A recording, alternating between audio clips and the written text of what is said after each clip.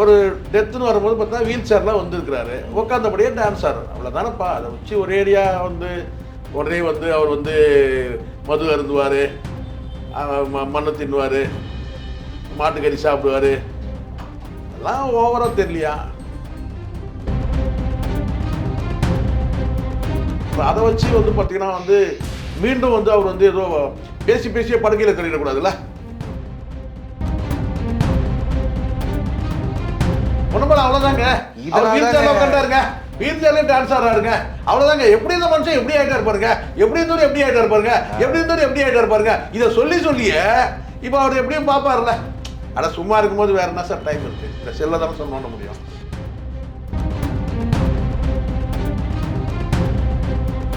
ஆட்டுக்கறி, கோழிக்கறி, மாட்டுக்கறி இதை சாப்பிட்றவங்களுக்குலாம் வந்து பார்த்தீங்கன்னா வந்து கல்லீரல் பாதிக்கப்படும், கிட்னி பாதிக்கப்படும் சொன்னால் இங்கே எவ்வளோ பேர், 3/4 பேர் வந்து படுக்கையில் தான் இருக்கணும். ரெண்டாவது வந்து பார்த்தீங்கன்னா இந்நேரம் புறந்தறிட்டு இருப்பாங்க. இது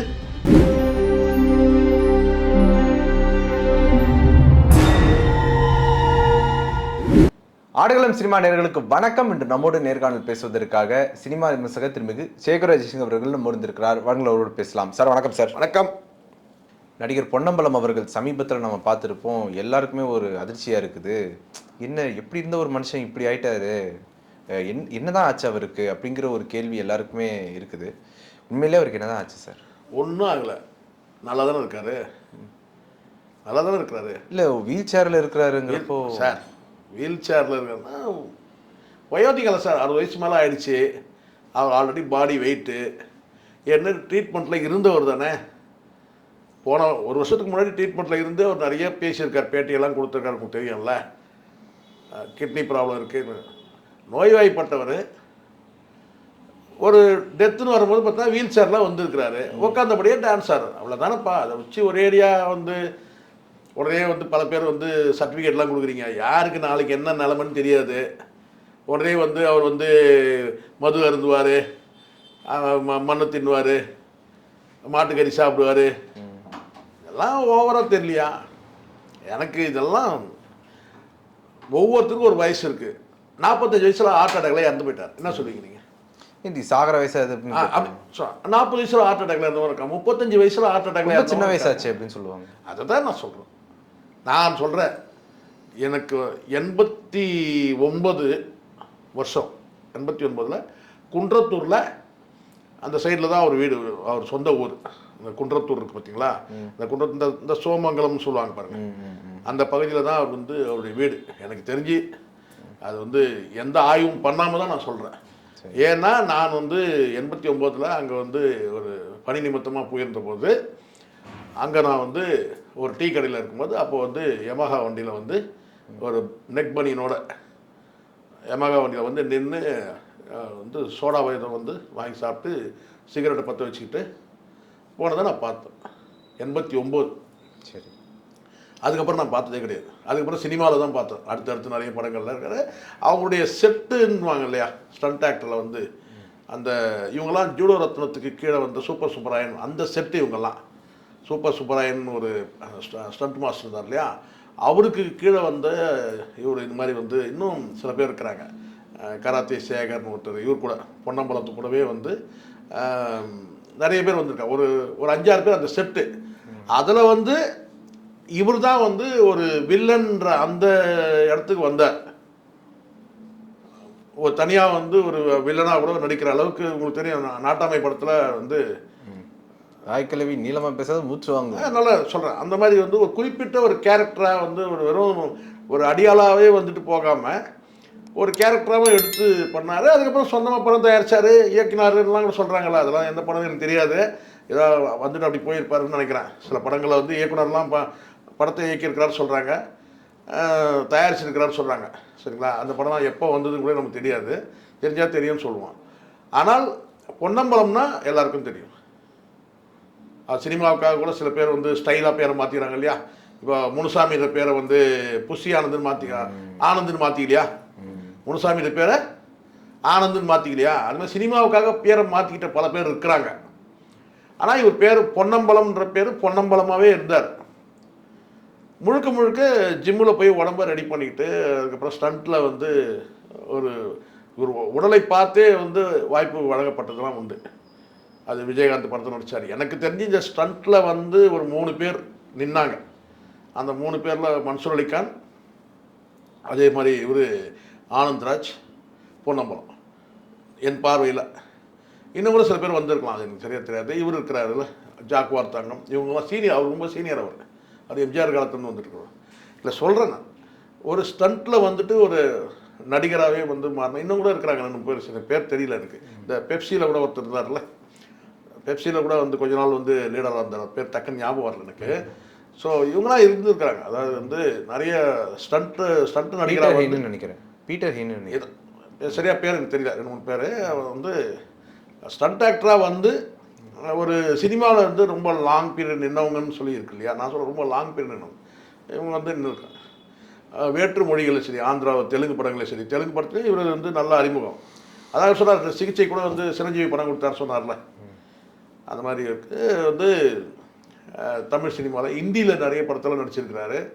அதான் பொன்னம்பலம்னா வந்து தமிழ் சினிமாவில் வந்து ஒரு குறிப்பிட்டு சொல்லக்கூடிய ஒரு நடிகர் தான். சரி சார், நீங்கள் வந்து சொன்னீங்க அவருக்கு ஒன்றும் இல்லை, அவர் சரியாக தான் இருக்கிறாரு, நல்லா தான் இருக்காருன்னு சொல்கிறீங்க. அப்படி சொல்லலை சித்தார்த், நல்லா இருக்கிறாருன்னு சொல்லணும்னா அவர் ஏற்கனவே சிக்காக இருந்தவர், சிக்காக இருந்து ட்ரீட்மெண்ட்டில் இருந்தவர், படுக்கையாகவே இருந்து நிறைய நேர்காணலாம் கொடுத்தது உங்களுக்கு தெரியும் இல்லையா.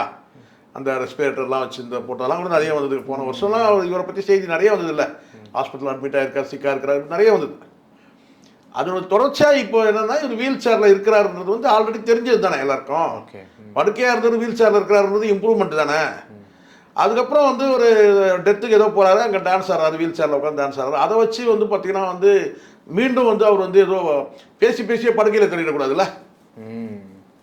பேசி நீங்கள் இப்படி பார்க்குறீங்க. ஆனால் நான் என்ன சொல்கிறேங்கன்னா, ரசிகர்களுக்குன்னு ஒரு இது வருத்தம், ஒரு கன்சென்ட் இருக்கும்ல. என்னன்னா நம்ம இவ்வளோ தூரம் பார்த்து இல்லை அப்படி இல்லை.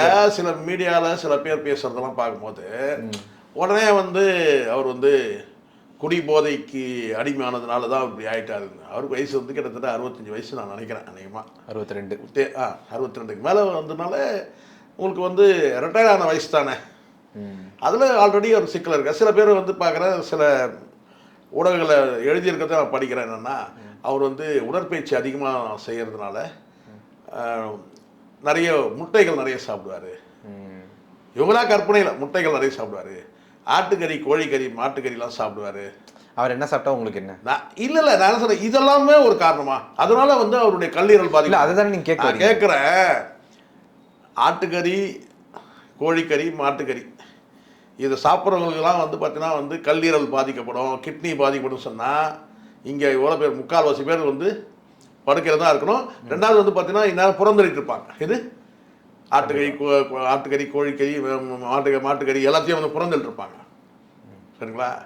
எனக்கு வந்து வருத்தமாக இருக்குது அது கேட்கும் போது. ஏன்னா நானும் சாப்பிட்றேன், ஆட்டுக்கறி சாப்பிட்றோம், கோழிக்கறி சாப்பிட்றோம், மாட்டுக்கறி விரும்பி சாப்பிட்றோம். உடனே கஷ்டமாக இருக்குல்ல இது கேட்குறதுக்கு. உடனே அப்படின்றீங்களா? இல்லை, அப்படிலாம் ஒன்றும் கிடையாது. முடிச்சோடனே போய் சாப்பிடலான்றாங்க. அதனால் நான் சொல்கிறது நல்லா புரிஞ்சுங்க. இதெல்லாம் வந்து உடனே வந்து இதெல்லாம் சாப்பிட்டனால தான் அவருக்கு கிட்னி கெட்டு போயிடுச்சுங்க. இதனால் வந்து இன்னும் ஒரு படி மேலே போய் தனிப்பட்ட பர்சனலாக போயிடுறாங்க. இது சொன்னால் அதெல்லாம் கொஞ்சம் ஓவர். இதெல்லாம் பேசக்கூடாது. ஒரு லிமிட். ஒருத்தர் சிக்காயிட்டா உடனே பேசுவீங்க. ஒருத்தர் 80 வயசு வரைக்கும் உயிரோடு இருக்கிறாரு, அவரை பற்றி எதாவது பேசுறீங்களா நீங்கள்? யாரோ ஒரு நடிகர் சார், 80 வயசு சார், இன்றைக்கி வரைக்கும் சின்ன பையன் மாதிரி இருக்கிறார் சார், அவரை பற்றி நீங்கள் பேசுவீங்களா? அவர் என்னெல்லாம் சாப்பிட்றாரு தெரியுமா உங்களுக்கு? நான் தெரியாமல் தான் கேட்குறேன். அப்படிலாம் கிடையாது. அவங்களுக்கு ஒரு டைம் இருக்குது. இது அவங்களுக்கு ஒரு டைம் இருக்குது, அவ்வளோதான். அவர் மீண்டு வரணும்னு நினைச்சா பரவாயில்ல. எல்லாருக்கும் ஒரு நேரம் இருக்குது. நிமிடங்கள், நேரமும் நிமிடங்கள் தான். புரியுதா சொல்லுது? என்னைக்கா இருந்தாலும் சொல்கிறேன் நான், வருஷங்கள் தான் கொஞ்சம் தள்ளி போகும், முன்ன பின்ன. என்னைக்கா இருந்தால் ஒரு நாள், நேரம் நிமிஷம் மட்டும் ஒன்றா கொஞ்சம் மாற வாய்ப்பு இருக்குது. ஒரே டைமில் இருக்கிறது கொஞ்சம் மாறும். ஆனால் ஒரு டேட் இருக்குது. அந்த டேட் வர வரைக்கும் நீங்கள் இருக்க வேண்டியது தான். நேரம் நிமிஷம் தான் மாறும், ஆனால் ஒரு டேட் இருக்குது. அந்த டேட்டில் வந்து போயிட வேண்டியது தான். சும்மா அதெல்லாம் வந்து ஓவராக பேச இது பண்ணக்கூடாது. இதெல்லாம் தப்பு. இன்னைக்கு உண்மையாக வந்து இந்த காரணம் இதுதாங்கன்னு சொல்லி அவரே சொல்லிட்டாருன்னா கூட நீங்கள் எடுத்து பேசலாம். ஒரு சிலர் ஒப்புதல் கொடுப்பாங்கல்ல, பொதுவாக நான் நல்லா தான் இருந்தேன், நான் வந்து இந்த மாதிரி வந்து சரக்கு அடித்து என் உடம்பை வேஸ்ட் பண்ணிட்டேன் அப்படின்னு சொல்லிட்டு சொல்லலாம். அவர் சொன்னார்னா அதுக்கப்புறம் நீங்கள் சொல்லலாம். நீங்களாக ஒரு கற்பனையில் வந்து பொன்னம்பலம்னா அவன் குடிகாரன், பொன்னம்பலம்னா வந்து இப்படி இருந்தார், அப்படி வாழ்ந்தார், அதனால தான் அவருக்கு வந்து இப்படி ஆயிடுச்சு, அவர் இந்த கறி சாப்பிட்டாரு, அந்த கறி சாப்பிட்டாரு, இஷ்டத்துக்கு வந்து எடுத்து விடக்கூடாதுல்ல. நம்ம பார்த்தோமா? அப்படிதான் இந்த இடி அமீன் ஒருத்தன் தான் தெரியல உங்களுக்கு. இடி அமீன் சொல்லிட்டு உகாண்டாவோட அதிபர், அவன் வந்து நீர் யானையோடைய கல்லீரல் சாப்பிடுவான். இது நீர் யானையோடைய ஹிப்போபொட்டமஸோடைய ஈரல் சொல்லும் போதே பயமா இருக்கு இல்ல. நீர் யானையோட கல்லீரல் சாப்பிடுவாரு. இது மாமிச மலை. அவரு பல பெண்களோட வந்து உறவு வச்சுக்குவார். பல பெண்கள் தான், எண்ணற்ற பெண்களோட உறவு வச்சுட்டா அந்த உறவு வச்ச அந்த பெண்களையே வந்து அவர் வந்து கொன்று மனித மாமிசத்தை சாப்பிட்றவரு. கேட்கும் போதே பயமா இருக்கு. இது கேட்கும் போது பயமா தானே இருக்கு நமக்கே இல்ல. ஏன்னா இதெல்லாம் வந்து ஒரு இஷ்டத்துக்கு எடுத்து ஒரு நான் என்ன சொல்றேன்னா இதெல்லாம் என்ன ஆய்வுல ஏதாவது அதையாவது ஒரு ஆய்வுல இருந்திருக்கும். உகாண்டா அதிபர்னா ஒரு ஆய்வு செய்யக்கூடிய மனிதர் தானே அவரு. நீர் யானையோட கல்லீரல் அவர் ரொம்ப பிடிச்ச டிஷ்ஷாம். யாருக்கு? உகாண்டா அதிபருக்கு. ஆள் வந்து வாட்டா சாட்டமாக இருப்பாப்புல, யாருக்குறையும் நம்ம பொன்னம்பலம் மாதிரி தான் இருப்பாப்புல. புரிய சொல்கிறது. நான் என்ன சொன்னேன், ஒரு மனுஷன் நல்லா வாழ்ந்தான்னா அவனை வந்து வந்து பெருசாக வந்து உயர்வாக பேச மாட்டேங்க. கீழே விழுந்துட்டான்னா அதான் நம்ம அடிக்கடி சொல்கிறது இந்த வார்த்தையை. ஒரு மனுஷன் வந்து தோத்துட்டான்னா அவன் பின்னாடி சின்ன கதை இருக்குது, ஜெயிச்சான்னா அவன் வந்து பெரிய கதை இருக்குது அவன் பின்னாடி. ஆனால் அந்த பெரிய கதையெல்லாம் அவங்க பேச மாட்டீங்க. இது தோத்துட்டான்னா அவன் கதையை அப்படியே முடிச்சு சமாதி ஆக்கி அவனை அனுப்பிடணும் சீக்கிரம். பொன்னம்பலம் என்ன தெரியுமா? பொன்னம்பலம் வந்து என்ன தெரியுங்களா? பொன்னம்பலம் அவ்வளோதாங்க, உட்காண்டாருங்க, வீட்டிலே டான்ஸ் ஆடுறாருங்க, அவ்வளோதாங்க. எப்படி இந்த மனுஷன் எப்படி ஆகிட்டா இருப்பாருங்க, எப்படி இருந்தோம் எப்படி ஆகிட்டா இருப்பாருங்க, எப்படி இருந்தோம் எப்படி ஆகிட்டா இருப்பாருங்க. இதை சொல்லியே இப்போ அவர் எப்படியும் பார்ப்பார்ல. ஆனா சும்மா இருக்கும்போது வேற என்ன சார் டைம் இருக்கு? இந்த செல்ல தானே சொன்ன முடியும். அவர் அதை இதை பார்த்து இன்னும் டிப்ரெஸ் ஆவாரு. அதான் நான் சொல்றேன். நான் எதுக்கு இந்த வார்த்தை? ஏதோ வந்தாரு, அவர் முடியாத சூழல் எல்லாருக்கும் இது. நான் இப்போ திடீர்னு ஒருத்தரை காட்டுறாங்க, நாங்கள் அவர் நல்லா இருந்தார் திடீர்னு இப்படி ஆகிட்டார் சொன்னா பாருங்க. அவரு போன வருஷம் எல்லாம் எல்லா மீடியாவும் வச்சு செஞ்சாங்க. அவர் ஹாஸ்பிட்டலில் படுத்துறாரு, சிரஞ்சீவி இவர் கண்டுக்கல, அஜித் கண்டுக்கல, அவர் கண்டுக்கல, இவர் கண்டுக்கல, சிரஞ்சீவி பணம் கொடுத்தாரு, அப்படி எல்லாம் வந்து பேசுனாங்க. எல்லா ஆராய்ச்சியும் பண்ணாங்க. பொன்னம்பலத்தை வச்சு பொன்னம்பலத்தை உயிரோட போஸ்ட்மார்ட்டம் பண்ணாங்க. இப்போ அது எல்லாம் முடிஞ்சிச்சு. இப்போ அவர் என்ன நல்லா தெரியும் எல்லாருக்கும், அவர் கண்டிஷன் என்ன. அவர் வந்து படுக்கையாக இருக்கிறாரு, அதே சமயத்தில் வீல் சேரில் மூவ் பண்ணுறாரு, அவ்வளோதான். வீல் சேரில் மூவ் பண்ணா நிற்க முடியாதுன்னு அர்த்தம். நிற்க முடியாது, நடக்க முடியாது, அவ்வளோதானே. வீல் சேர்லேயே வந்து வருஷ கணக்கில் இல்லையா? வீல் சேரில் எத்தனை வருஷமா இருந்தார் கலைஞர்? உடனே சொல்றாங்க, ஐயோ சார் ஆனா அவருக்கு ஏஜ்னு ஒரு விஷயம் இருக்குது. அது ரைட், நான் இல்லைன்னு சொல்லமா. பட் இருந்தாலும் உடல் மூப்புன்னு ஒன்று இருந்தால் கூட அவரால் வந்து எழுந்து நிற்க முடியாதுன்ற ஒரு சூழல் வரும்போது வீல் சேர் இருந்தார். அதே மாதிரி வீடும் வீல் சேர் இருக்காரு. இந்த வீல் சேர்லேயே கூட இன்னொரு 4 வருஷம் 5 வருஷம் இருக்கலாமா, 10 வருஷம் கூட இருக்கலாம். அதுக்குள்ளே இவங்க போடுற அந்த பில்டப் பிட்டு இருக்குல்ல, இது அவர் எதனால் தெரியுமா? அவர் மீண்டு வரணும்னு நம்ம நினைக்கிறோம் சார். அதெல்லாம் நல்லா புரிஞ்சுங்க. நானும் ஜிம்முக்கெல்லாம் போயிருக்கோம். என்ன இருந்தாலும் தம்பி ஒரு விஷயம் இருக்கு. நீங்கள் சில பேர் நான் சொல்கிறேன்ல, இந்த பாடி பில்ட்லாம் பண்ணி வச்சு அப்படி இது பண்ணுங்கள, ஒரு குறிப்பிட்ட வயசு தாண்டும் போது பார்த்தீங்கன்னா அது நம்மளால் அந்த தொடர்ச்சியாக போய் நம்ம செய்ய முடியாது. இது நம்ம போயிட்டு இந்த ஜிம்முக்கு ரெகுலராக போக முடியாது. ஒரு குறிப்பிட்ட ஏஜில் ஹெல்த் நல்லா இருக்க வரைக்கும் போகலாம். ஹெல்த்தில் ப்ராப்ளம் ஆச்சு. இப்போது வயசானவங்களாம் ஜிம்முக்கு போகலையான்னு நீங்கள் கேட்பீங்க. அடுத்தது ஒரு கேள்வி. வயசானவங்க போகிறாங்க, ஹெல்த்து நல்லா இருக்கிற வரைக்கும் தான், மூவ்மெண்ட் இருக்கிற வரைக்கும் தான். ஏஜ் ஆகி மூவ்மெண்ட் நின்றுச்சுன்னா ஒரு ஸ்டேஜில் வந்து நீங்கள் அவ்வளோதான், ஓரமாக நீங்கள் உட்காந்துருங்க, அவ்வளோதான். அப்போ உங்களுக்கு ஆட்டோமேட்டிக்காக அந்த பாடி அந்த ஸ்ட்ரக்சரு அது இதெல்லாம் வந்து தளர்ந்து போய் கொலன்னு ஆகி உருண்டையாக வந்து இப்போ இதை என்ன மாதிரி வந்து உட்காந்துருங்க. நான் சொல்கிறது புரியுதா?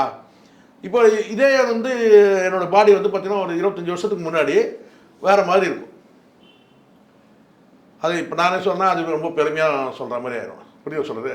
அப்போ நான் இத்தனைக்கும் எனக்கு இந்த கிரிலாம் சொல்கிறாங்கல்ல, இந்த அதெல்லாம் சாப்பிட்றதுக்கு கூட காசு கிடையாது. இது ஒரு இந்த பழைய சோறு இட்லி இதுதான். உணவுக்கும் அதுக்கும் தொடர்பே கிடையாது. புரிய சொல்கிறது. சொல்கிறாங்கல்ல சில பேருக்கு தான் வந்து கூடுதலாக வந்து கலோரி கிடைக்கும், அது கிடைக்கும், இது கிடைக்கும். அன்னைக்கு இருந்தது வந்து பார்த்தீங்கன்னா கோதுமையும் அதுவும் இதுவும் வந்து பார்த்தீங்கன்னா வந்து களியும் கூழும் கஞ்சியும் குடிச்சிட்டு தான் வந்து ஆற்று மண்ணில் ஓடணும், வெயிட்டை தூக்கணும், அது பண்ணணும், ஜிம்முக்கு போகணும், அதெல்லாம் வேறு. உடல் நான் சொன்னேன், உடல் எக்ஸசைஸ் பண்ணுறதுன்றது வேறு, உணவுன்றது வேறு. போதுமான அளவுக்கு குறைஞ்சபட்சம் கேட்டால் வந்து அவையும் நிறைய முட்டை சாப்பிடுவார் அவர். வர்றான், நானும் பார்க்குறேன். பொன்னம்பலம் வந்து நிறைய முட்டை சாப்பிடுவார், நிறைய வந்து கறி சாப்பிடுவாரு, சிக்கன் சாப்பிடுவாரு. இஷ்டத்துக்கு இவங்களே ஒன்று அவரை பேட்டி கொடுக்க சொல்லியாத போடலாம் இல்லையா? யாரையும் வந்து பார்த்தீங்கன்னா இந்த மாதிரி ஒரு கதையை எடுத்து விடக்கூடாதுன்றது. ஒரு முறை இருந்தால் உண்மையை சொல்லுங்கள், இதான் நடந்தது அப்படி சொல்லுங்கள். பொதுவாக நீங்களாக ஒரு கற்பனை பண்ணுற வந்து ஜிம்முக்கு போகிறவங்களாம் வந்து கறி முட்டைலாம் நிறைய வந்து இந்த கறி சாப்பிடுவாங்க, அந்த கறி சாப்பிடுவாங்க, அப்படிலாம் கிடையாது. ஸோ ஒரு சில நாடுகளில் இப்போ இந்தோனேஷியாலாம் எடுத்துக்கிட்டிங்கன்னா அங்கே வந்து கடல் வாழ் உயிரினங்கள் தான் மிகப்பெரிய வந்து உணவே. முக்கால்வாசி உணவு அதுதான். அங்கே கறியும் கிடையாது, இதுவும் கிடையாது, ஃபுல்லாக மீன் தான் சாப்பிட்றாங்க இல்லையா? அதனால் இதெல்லாம் வந்து ரொம்ப இஷ்டத்துக்கு எடுத்து விடக்கூடாது. மாட்டுக்கறி சாப்பிட்டா உடனே இப்படி ஒரு கதை சொல்கிறேன். அவர் வந்து ஏன் வந்து கிட்னி கல்லீரெல்லாம் போச்சுன்னா கறி நிறைய சாப்பிடுவார். ஆட்டுக்கறி, கோழிக்கறி, மாட்டுக்கறி இதெல்லாம் சாப்பிடுவார். கற்பனை அடுத்து வருது. அப்போ நம்ம பக்குன்னு ஆகுது, இல்லை பகீர்னு ஆகுது. சாப்பிட்றவங்களுக்கு ஒரு பயம். ஆமாம், நம்ம நாளிலேருந்து நம்ம சாப்பிட்லாமா வேணாமா, இது ஆட்டுக்கறி யாரை கட்டிடலாமா, விட்டுறலாமா, கோழி. நம்மளும் எவ்வளோ முயற்சி பண்ணிட்டு தானே இருக்கிறோம். இது விட்டுற மாட்டோமா நம்மளும்? ஆனால் இருந்தாலும் ஒரு ஏஜுக்கு அப்புறம் நம்ம கண்ட்ரோல் பண்ணி தான் ஆகணும். சரி, கண்ட்ரோல் பண்ணும்போது கொஞ்சம் அதுக்கு கொஞ்சம் அவகாசம். அடுத்த வருஷம் பண்ணுறோம்னு சொல்லிட்டு அப்படியே தள்ளிட்டே வரும். இங்கே எல்லா மிஷினும் ஒரு நாளைக்கு நின்றும். இது ஏன்னா மெயின்டெனன்ஸ் தேவை. இங்கே மெயின்டெனன்ஸ் இல்லாமல் ஓடிட்டு இருக்க ஒரே மிஷினு மனுஷன் மட்டும்தான். ஸோ பெர்மனண்ட்டாக நிற்கும். எல்லா மிஷினும் வருஷத்துக்கு ஒரு முறை இல்லை 6 மாதத்துக்கு ஒரு முறை பீரியாடிக்கல் படி மெயின்டெனன்ஸுக்காக நிறுத்துவாங்க. ஆனால் மெயின்டெனன்ஸே இல்லாமல் ஓடிட்டுருக்கிற ஒரே மிஷின் எதுனா நம்ம உடம்பு தான். அது ஒரு நாளைக்கு நிற்கும்.